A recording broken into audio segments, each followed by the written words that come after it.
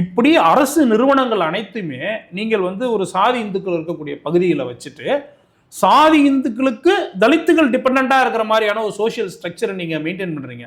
இதை நீங்க உடைச்சாதான் அவன் இங்க போறது, இவன் அங்க போறது ஒரு நார்மலான ஒரு விஷயமா மாறும்.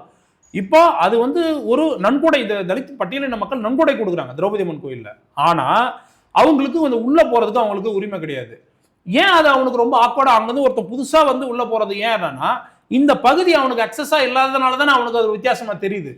இப்ப நீ தலித்து குடியிருப்பு பகுதிகளில் இந்த அரசு சார் நிறுவனங்களை நீ உருவாக்கி வச்சு அவங்க இங்க போறதுக்கான சூழ்நிலையும் இது உருவாக்குறப்போ காலத்தால ஒரு நிகழ்வுத்தன்மை உருவாகும். அவங்களுக்குள்ள இது மாதிரியான விஷயங்கள்லாம் டைல்யூட் ஆகும்.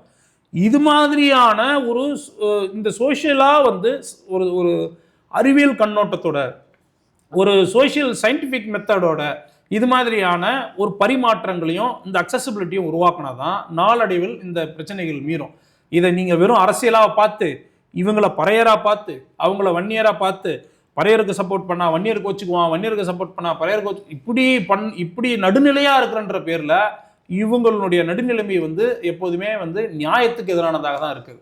இப்ப நீ இந்த கோயிலை இழுத்து பூட்டினது என்பது பட்டியலின மக்களுக்கு செய்யப்பட்ட துரோகமா தான் அதை நம்ம பார்க்க முடியும்.